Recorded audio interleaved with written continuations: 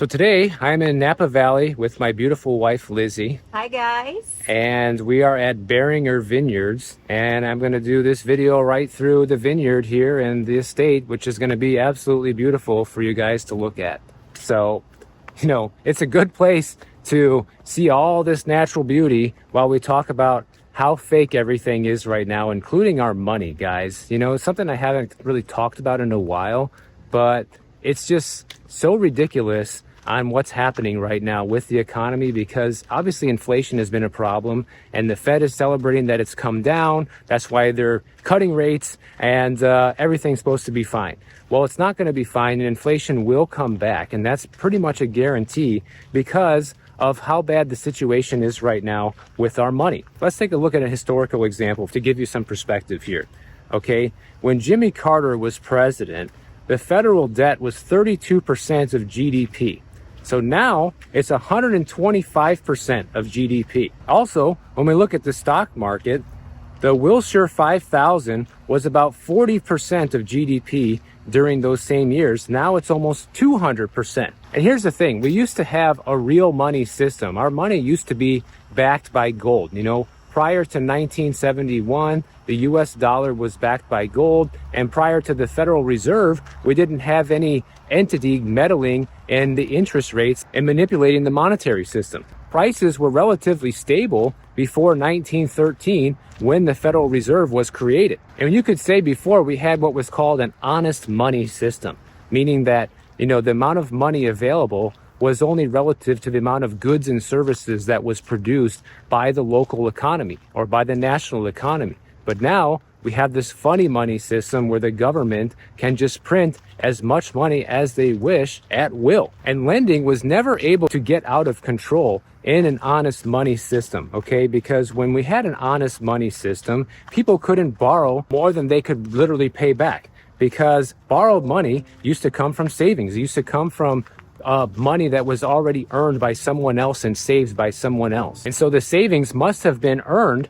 before they could be lent out when we had an honest money system. And credit represented goods or services that already existed, versus now credit is just money that's borrowed into existence out of thin air. And the problem when they just print money out of thin air and money is created from nothing, then no additional goods or services are added to the economy, and we have far more money chasing the same amount of supply of everything that's available. And that's what you see as inflation. Inflation is only the difference in how the money supply changes. That's what inflation is. So you have more money chasing the same goods and services. Therefore, we have high inflation. That's why the pandemic created so much inflation, because the government printed $6 trillion and they handed most of it out like free candy. And a lot of it was taken fraudulently as well. And most of that money went into buying homes. It went into buying cars. It went into buying a lot of things that now cost far more than it ever has before. So I'm over here having a tasting at Hall Winery right in Napa Valley. And I gotta say, man, the wine is very good. And they're charging like $40 for a tasting, which is very reasonable. But the cost of the wine is insane. Like, take a look at this sheet of what they're charging for the wine. Like, the cheapest one is like, what, $80, $90 a bottle, and it just goes up from there. So this is the cheapest one that I'm drinking already now. Can't wait to see what the expensive one tastes like. I'll let you know if the $90 bottle tastes a lot better than the $300 bottle.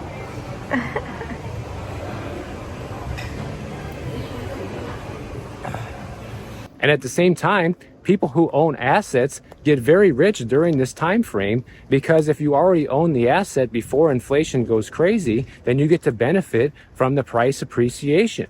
So that's why you have this subset of people right now that did so well during the pandemic years and are still doing really well with all-time high stock markets, almost all-time high real estate prices, and pretty much everything else, even all-time high gold prices, which we'll talk about in a little bit. So if you're somebody who owns these assets, you're benefiting tremendously right now from this current economy. The problem is people who don't own these things continue to get poorer as the things they buy become more expensive and their income literally just cannot keep up with it. And to show you guys just how severe this is, since 1913, when the Federal Reserve was created, the United States has literally lost 98% of the value of the dollar, guys. Think about that. 98% of the value has evaporated in thin air because of the shenanigans from the Federal Reserve when they buddy up with the government to print unlimited amounts of money. And that's why right now we are seeing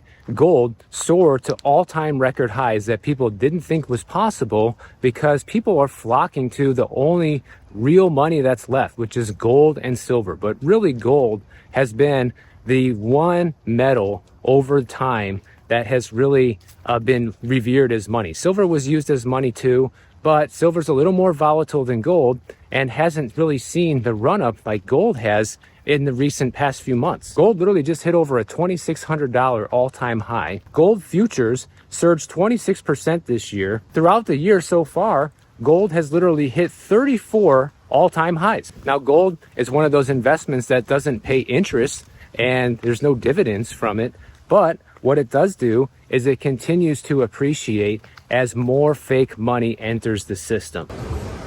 So I'm on the third glass now. There's 4 glasses in this tasting, and he gave me a bonus glass of Sauvignon Blanc too, so I'm already starting to really feel the buzz, you know what I mean? But anyways, the $175 bottle of wine was actually my favorite so far out of all of them, and the last 2 are $25 each. Yes. Yeah, pretty expensive. So even though this one is more money, I actually prefer the other one. But to be quite honest with you, I would never spend $175 on a bottle of wine, guys. Like, especially in this economy, okay? But even if I had all the money in the world, I probably still wouldn't do it. That's just how I am. You can ask my wife; she would tell you the same. Like, yes. I would go somewhere else right now and buy a bottle just because it's cheaper somewhere else. Like, I don't know why I'm like that. I guess it's because I grew up in the middle of nowhere and had nothing. I don't know. But hey, I guess that's a good habit to have when things are tough, right? Living the frugal lifestyle. Cheers. Yeah. Cheers to that. Cheers to the frugal life. There you go.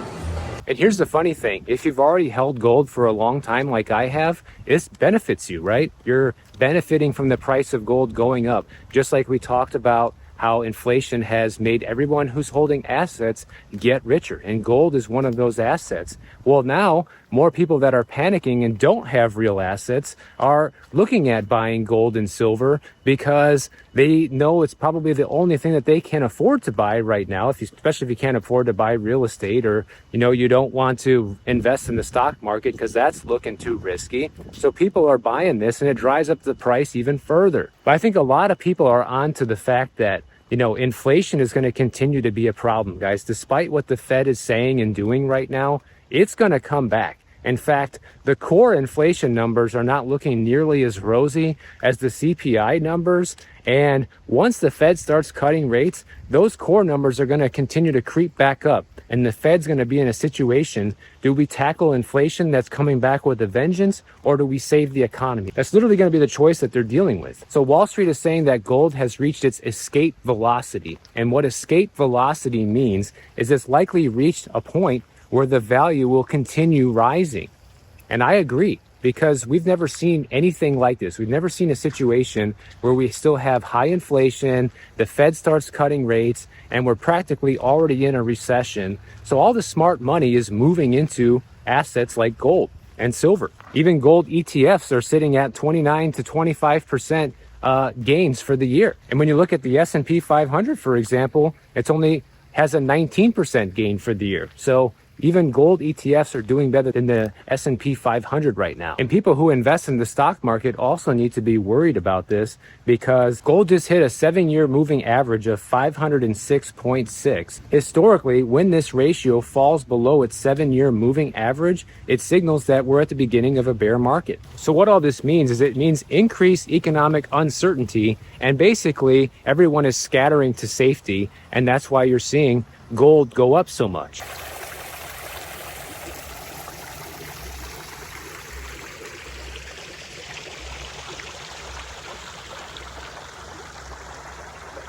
We literally just talked about in this video of how much gold prices are surging. It recently just hit an all-time high once again of over $2,600 an ounce and seems to be not slowing down anytime soon. And the reason is, guys, is because many people are afraid of what's happening with this economy right now. There's a lot of uncertainty out there, and gold is really the only safe thing to have your money in because it's the only real money that's ever existed. You know, gold has literally stood the test of time and for centuries has been a hedge against market volatility and economic instability like we're going through right now.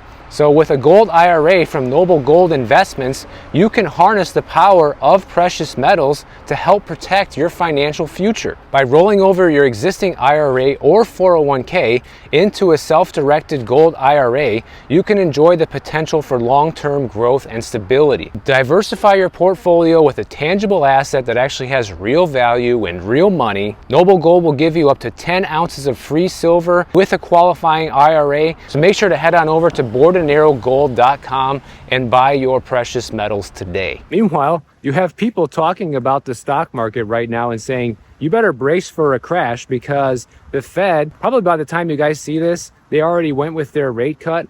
But they're saying that there's a 60% chance of a 50 basis point rate cut. And they're saying that if they do not do a 50 basis point rate cut, then this will immediately cause the value of stocks to go down. And they say this is actually going to be much worse than what we saw during the first week of August when we had $2 trillion wiped out of the stock market basically overnight. They think the stocks in the Magnificent Seven can drop anywhere between 10 and 20% overnight if they do a 25 basis point cut only. We'll see, guys. I mean, by the time you see this, we'll probably already know what the answers are to that. But of course, I have to mention it here because I'm curious, just like everyone else is, to see where this is going to go. And this is not my prediction. These are like the stock experts and stock analysts predicting that that's what's going to happen. They say that the broader market will probably lose about 5%, with the NASDAQ losing a little more. Small caps, the index Russell 2000 is likely to be hit the worst, they're saying. And I think the reason for that is because the stock market and the economy in general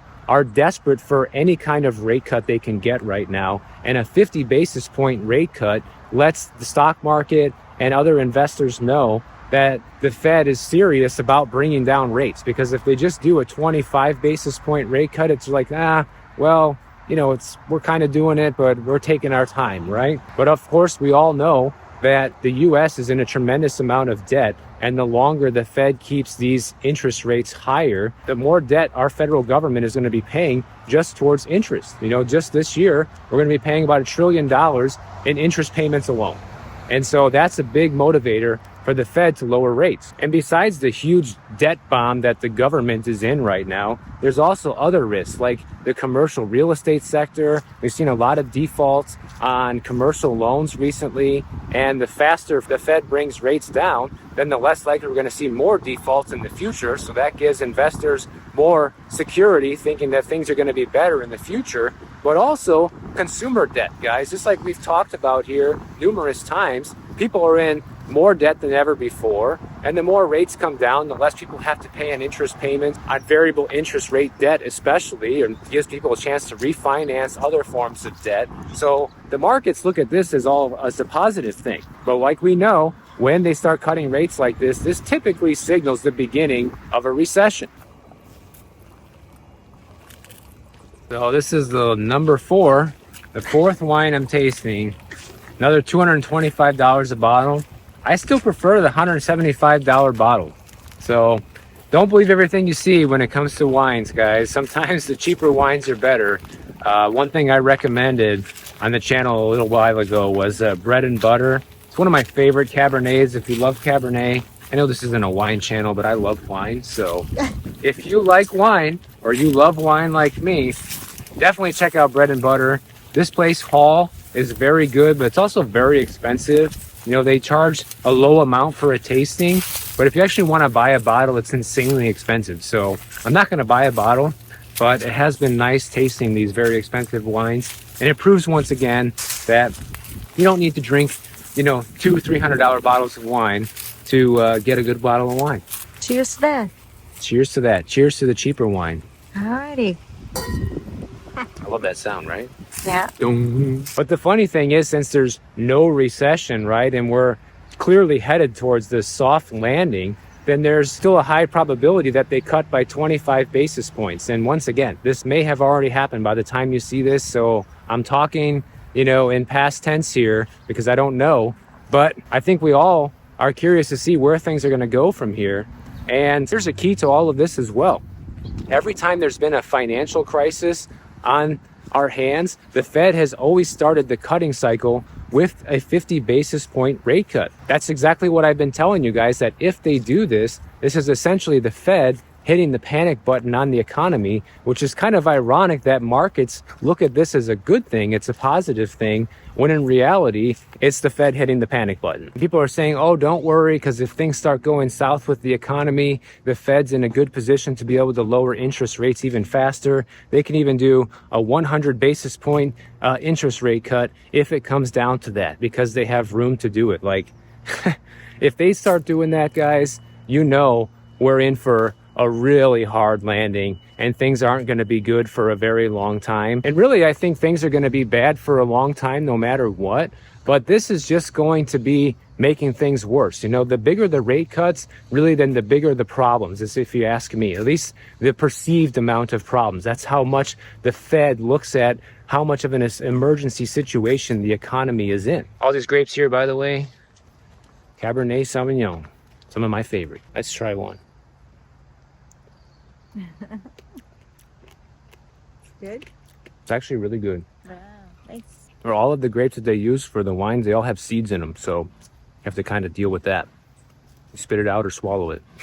Now moving over to the job market, Amazon just announced that they are going to make a bunch of their corporate people start coming back to the office 5 days a week. Okay, they just announced this on Monday this week, and before it was all work from home stuff. A lot of the big corporations are doing this now, and they're giving employees until January 2nd of next year to make this adjustment, because the memo from the CEO says, well, it's going to be a tough time for people that have basically built their life around working remotely. So we want to give our employees time to come back into the office with enough warning, essentially. So pretty much the CEO has said that working from home wasn't the norm before the pandemic. And now that things have resumed and life is back to normal, that we want to get our back to the office policy back to normal as well. And of course, they're saying they're doing this in order to strengthen the corporate culture, and to basically get back down to business and how productive we are with the in-person meetings. I know a lot of you guys that work remotely hate when they say this and, say I'm so much better when I work from home, I'm more productive. I think everyone's different with this, and also it kind of depends on the type of job. But unfortunately, when you work for a place like this, you really don't get a choice. Now, last year, we talked about how the Yellow Trucking Company went into a massive bankruptcy, and they basically had all these layoffs. A lot of people lost jobs from it and all of that. Well, they just came back out in the news again today over their pension funds, okay? Because a judge just ruled that Yellow Trucking cannot escape its pension withdrawal liability, which is going to cause major financial problems with creditors and people that Yellow Trucking owes money. So the judge for Yellow Trucking this past week said that they are going to be liable for the billions of dollars in unfunded pension benefits for its 22,000 workers after it went out of business last year. So 22,000 people are going to have to get paid the pension they were promised, and just because the company's bankrupt, they're not going to be able to get out of paying this. Now, how is a bankrupt company going to pay this? I have no idea. Basically, what it sounds like is it's going to severely limit how much they can pay out to the creditors that they owe money to. So this is going to be a big problem if you have accounts payable with Yellow Trucking. And these are all kinds of businesses that basically aren't going to get paid back, guys. Like, you have one of the country's biggest railroads, a bunch of mom and pop businesses are also not going to get paid back from this. It's also hitting the hedge fund MFN Partners, which bought a 42% stake in Yellow shortly before it filed for bankruptcy protection. So these guys are going to be losing a tremendous amount of money because of this. But you know what? In some ways, I think it's good that at least the truckers are going to get their pension, but it kind of sucks that it comes at the hand of businesses, especially mom and pop businesses, having to front the bill. In fact, right now, 11 different pension funds say they are owed $6.5 billion because Yellow withdrew early from their plans. So right now they're on target to raise more than $2.5 billion from the sale of its nationwide network of trucks and tens of thousands of tractors and trailers and other pieces of equipment. So they're basically liquidating everything and gypping the people that they owe money in order to pay these pension funds. But on the other hand, you could say at least this time it's not the pension that's getting hit, because what a lot of times happen is the pensioners just lose money instead. So out of this $2.5 billion, they're going to use $1.2 billion to repay the secured creditors, such as the federal government. Of course, they got to get their money, and the investment firm Citadel. And also, they're going to use $500 million to pay unsecured creditors such as Berkshire Hathaway and BNSF Railway. But after this ruling, they don't know how much money any of these places are going to get anymore. Now, one other thing I want to make people aware of is issues that I've even seen happen recently with my bank. Because, you know, everybody's doing online and mobile banking these days. And the problem is, you know, sometimes things are just not available when you need it to be done. Like I wanted to make a transfer the other day from one bank account to another, and I wasn't able to do it because both banks had problems with getting access to doing that right at the moment. Let me give you guys a screenshot here to see what I mean. Here's a screenshot from Bank of America. It says details for this account are currently unavailable. And by the way, guys, I am like finished with Bank of America. I'm really on the precipice of closing the last account I have with them. And it's not even because of this, just because they're really a terrible bank. Their customer service is garbage. And I just don't want to deal with them anymore. So I probably won't be a customer for very much longer. But, you know, this wasn't just a problem with Bank of America. I was getting this warning from them. I got this other screenshot here. You know, your activity is temporarily unavailable. We're working to restore service as quickly as possible. Okay, well, that's not helpful when you actually need to make a transfer right now. I went to go log into my Discover account, and lo and behold, I had a similar problem. And Discover is actually a bank I really like. Their customer service is top notch, and their accounts are 100% free to use. So it's really a great bank, but problems with them too. You see, some features are temporarily unavailable. And I have never really run into this problem before. And it's something that I would be concerned about, because especially if you need to pay bills, if you need to make a transfer for a mortgage, say you need to make a wire transfer to purchase a house, you're at the closing table, and then you get problems like this with the bank. These are things that you can't afford to have happen at certain times, guys. So the fact that it's 2024, and with all the technology we have, and these banks are still having big technological problems like this, is a concern, if you ask me, and it's something to watch out for. Just wanted to bring it to your attention since it's something that I saw happen to me. But anyways, I hope you enjoyed this little tour of this winery here. I know it's a very cool little estate they have here. So if you enjoyed this video, make sure you subscribe to the channel. And if you don't want to wait for my next video to come out, check out this one on the screen right over here, and I'll see you in the next one.